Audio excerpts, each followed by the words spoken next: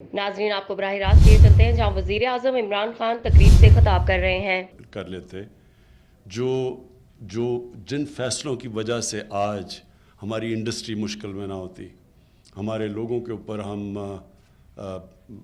बोझ ना डाल रहे होते महंगी बिजली का। और सबसे बड़ी बात यह कि जो हम सब्सिडीज़ दे रहे हैं, ये सब्सिडीज़ की इतनी बड़ी डिस्टॉर्शन आई हुई है। ये अभी जो गैस सेक्टर की बात हो रही है, मैं उम्मीद रखता हूँ कि आप जब ये डिबेट होगी तो ये भी सोचेंगे कि सिर्फ 27% पाकिस्तानियों को पाइप गैस मिलती है, जो घरों में गैस मिलती है। तो जो बाकी सारे लोग हैं वो एलपीजी सिलेंडर्स इस्तेमाल करते हैं, जो मैं भी करता हूँ। तो वो आप ये समझ लें कि वो जो उनकी जो कॉस्ट है एलपीजी की, वो कितनी 4 गुना ज़्यादा है। वो 4 गुना ज़्यादा है उन 27% कंज्यूमर्स के जिनके घर गैस आती है। तो ये बहुत बड़ी डिस्टॉर्शन है।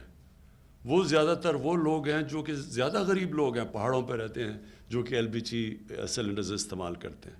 तो सब्सिडी का तो मकसद ही 2 मकसद होते हैं सब्सिडीज़ के। एक ये उसका मकसद होता है कि उन लोगों को आप सब्सिडाइज़ करें जो सबसे गरीब लोग हैं, जिनको आप उठाना चाहते हैं, जिनकी मदद करना चाहते हैं। और दूसरी सब्सिडाइज़ उन लोगों को करें जो वो इलाके जो पीछे रह गए हैं, उन इलाकों को आप ऊपर लाना चाहते हैं। और फिर जो सेकंड इसकी सब्सिडी का है कि अपार्ट फ्रॉम के लोगों को लिफ्ट करो और इलाकों को वेल्थ क्रिएट करें। सब्सिडी इस तरह हो कि वो वेल्थ क्रिएशन करे, ताकि वो मुल्क की वेल्थ बढ़े, जीडीपी बढ़े, पर कैपिटा इनकम बढ़े। और हमारे केस में हमारे जो इतने कर्जे चढ़े हुए हैं मुल्क के ऊपर, हम कर्जे वापस करने शुरू करें। तो जो मैंने सब्सिडीज़ के ऊपर जो प्रेजेंटेशन ली अभी रिसेंटली, तो वो तो बिल्कुल एक और किस्म की सब्सिडीज़ दी जा रही हैं। वो लोग सब्सिडीज़ ज़्यादातर ले रहे हैं जिनको जो पहले बड़े ताकतवर हैं। तो बिल्कुल इसी तरह ये सारी डिस्टॉर्शन इसलिए आई कि हमने कभी डिबेट ही नहीं की कि हमें किस तरह की एनर्जी चाहिए थी, हमें बिजली किससे बनानी चाहिए थी। और आज हम वो क्योंकि हमने नहीं की, आज हम फायर फाइटिंग कर रहे हैं। और आज मैं बड़ा वैसे आईपीपीज़ का शुक्रगुजार हूँ कि उन्होंने बैठ के हमारे साथ नेगोशिएट किया और रीनेगोशिएट किया कॉन्ट्रैक्ट्स। और इंशाल्लाह ये हम अगले हफ्ते पब्लिक को बताएंगे कि जितनी भी हमने रीनेगोशिएशंस की हैं कॉन्ट्रैक्ट्स की, कितनी बड़ी सेविंग उससे हुई है, यानी कितना कम बोझ पड़ेगा अपनी आवाम के ऊपर। लेकिन ये होना ही नहीं चाहिए था अगर इससे पहले हम डिबेट्स कर लेते और हमें पता होता कि हम किस तरफ जा रहे हैं। तो ये बड़ा इम्पोर्टेंट डिबेट है ये जो इस सेमिनार में, कि अब फ्यूचर हम किस तरफ जा रहे हैं। जो आज तक हम एक सस्ती गैस के ऊपर रिलाय करते आ रहे थे, इंडिजिनस गैस, जैसे जैसे उसके रिजर्व्स डिप्लीट हो रहे हैं, तो आगे हमने अब कैसे टैकल करना है। क्योंकि हमें सर्दियों में एक बहुत बड़ा क्राइसिस आ जाता है गैस का, शॉर्टेजेस। और फिर जो हम इंपोर्ट कर रहे हैं गैस, वो हमायतुल्लाह ने बताई, आपको दिया कि वो फ़र्क कितना है। जो लोकली गैस प्रोड्यूस कर रहे हैं, जो इंपोर्टेड गैस, बहुत बड़ा फ़र्क है उसमें। तो अब आगे हमने कैसे चलना है। सबसे पहले तो जो आप डिबेट करेंगे, सबसे पहले एक मुल्क के इंटरेस्ट को देखें। क्योंकि ये नहीं किसी मुल्क में होता कि एक सूबा ऊपर चला जाए और मुल्क नीचे आ जाए, या मुल्क ऊपर जाए और सूबे कई दफ़ा पीछे रह जाते हैं। कि अगर मुल्क में एक्विटेबल ग्रोथ ना हो तो ये होता है कि एक ख़ित्ता ऊपर चला जाता है। लेकिन अगर मुल्क नीचे आ रहा है तो ये ना कभी एक्सपेक्ट करना कि एक सूबा ऊपर चला जाएगा। इसलिए जो पाकिस्तान के चैलेंजेस हैं, उनको सामने रखते हुए आप डिबेट करें कि ये बेस्ट, अब हमारे पास जो चैलेंजेस आ रहे हैं, गैस की डिप्लीशन हो रही है, हम अस्यूम कर रहे हैं कि आगे रिजर्व्स हैं और उनमें से गैस निकलेगी, नहीं भी निकलेगी, ये भी अभी नहीं पता। हम बड़ा एक्सपेक्ट कर रहे थे कि एक्सॉन जो ड्रिलिंग कर रहा था ऑफशोर, उसमें से गैस निकलेगी, नहीं निकली। वो बड़े सर्टन थे कि गैस निकलेगी। और हमें ये भी पता है कि इसका बड़ा हेवी कॉस्ट होता है ये जो कुएँ जब हम गैस के खोदते हैं। तो मैं ये एक्सपेक्ट करता हूँ नदीम, आप इसको जो डिबेट को लीड करेंगे, اس کے اندر اینڈ میں کوئی کنسنسس ڈیولپ ہوگا کہ وے فارورڈ کیا ہے ہمارے ملک کا. اور پنجاب ڈیفیسٹ میں ہے, پنجاب پرابلمس فیس کر رہا ہے. کے پی فیل کرتے ہیں کہ ان کے پاس اتنی گیس ہے ان کو, اور وہ ٹھیک کہتے ہیں کہ وہ بڑی کم گیس اپنی جو پروڈیوس کرتے ہیں وہ استعمال کرتے ہیں. سندھ کے ابھی آپ نے ویوز سن لیے. تو ایونچولی میں یہ ایکسپیکٹ کرتا ہوں کہ ایک کوئی کنسنسس بنے اور بڑی پکچر آپ دیکھیں, کیونکہ ایونچولی یہ جو ہم سبسڈائز کرتے ہیں یہ سبسڈی کہیں سے تو دیتے ہیں, اور وہ سبسڈی چلی جاتی ہے قرضوں کے اوپر, اور وہ قرضے بڑھتے جاتے ہیں. تو قرضے تو ایونچولی دینے ہیں. تو جب آپ قرضے دیتے ہیں تو وہ سارا جو قوم کا جو پورا پول ہے اسی میں سے پیسہ نکلتا ہے, کیونکہ جو پیسہ بھیجنا ہوتا ہے صوبوں کو وہ فیڈرل گورنمنٹ جو ٹیکس اکٹھا کر کے صوبوں کو بھیجتی ہے, تو وہ اتنا ہی بھیج سکتی ہے جتنا اس کے پاس پیسہ آتا ہے, جتنا جو ٹوٹل اماؤنٹ ہے. تو اگر وہی کم ہوتا جائے تو وہ تو صوبوں کو ایونچولی تو نقصان تو سب کو ہوتا ہے. لہٰذا یہ جو آپ کی ڈبیٹ ہوگی اس کے اندر بڑا امپورٹنٹ ہے ایک کنسنسس بلڈنگ ہو, ایک ساری قوم میں شعور ہو, پھر قوم فیصلے بھی ٹھیک کرتی ہے, پھر میڈیا کے اوپر بھی صحیح ڈبیٹ چلتی ہے. جب ہم ڈبیٹ کرتے ہی نہیں ہیں تو میڈیا جو اس کو انفارمیشن ملتی ہے وہ اس کو استعمال کرتا ہے. تو ملک میں بجائے کنسنسس بلڈنگ کے ڈویژنس پیدا ہو جاتی ہیں. صوبے سمجھتے ہیں ہمارے سے ظلم ہو رہا ہے, اور وہ ملک بجائے یونائٹ ہونے کے ٹو فیس کرائسز وہ ملک ڈیوائیڈ ہونا شروع ہو جاتا ہے. میں یہ وش کرتا ہوں کہ ہماری ملک میں بڑے بڑے ایشوز کے اوپر ہمیشہ نیشنل ڈیبیٹس ہو تاکہ کنسنسس بلڈنگ ہو. جب میں چائنا گیا تو میں بڑا انٹرسٹڈ تھا کہ چائنا کی جو یہ فینومینل گروتھ ہے اس کے پیچھے کیا کامیابی کے اوپر انہوں نے کیا کیا کہ یہ کوئی ہیومن ہسٹری میں اتنی ریپڈ پروگریس کسی کی نہیں ہوئی.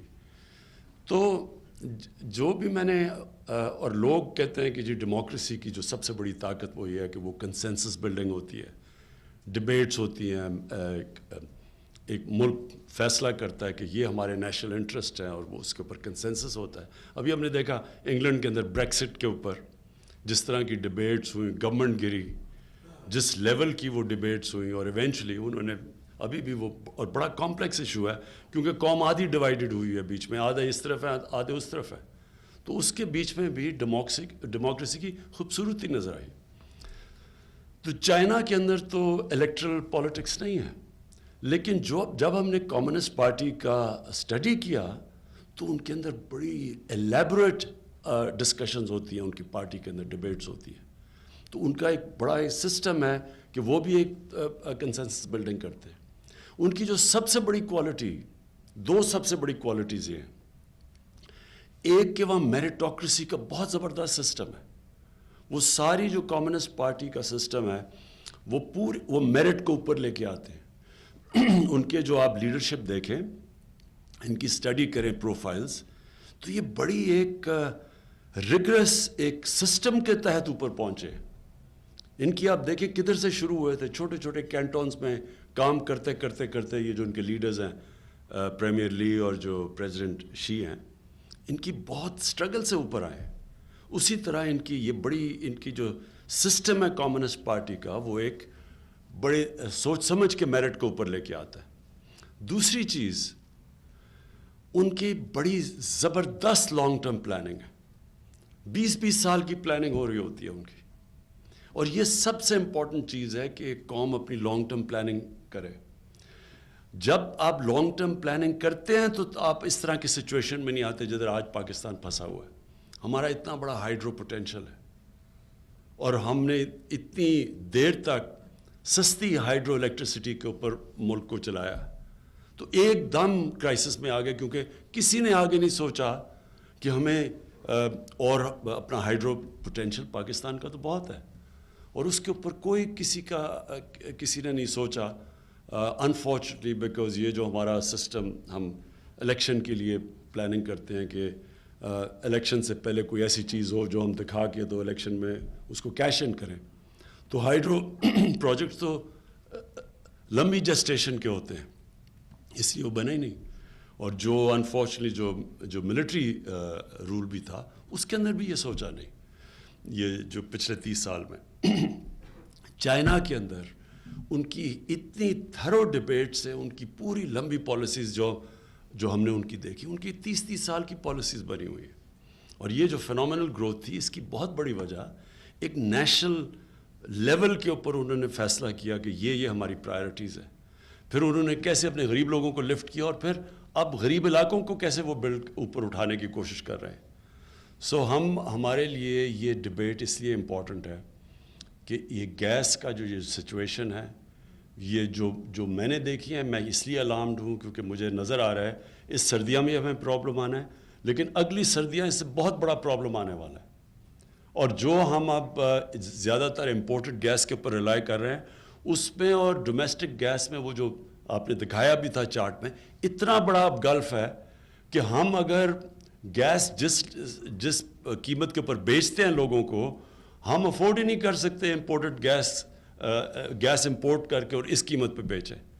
اور وہ ابھی سے سرکولر ڈیٹ بننی شروع ہو گئی ہے گیس سیکٹر کے اوپر، جو کبھی پہلے نہیں تھی.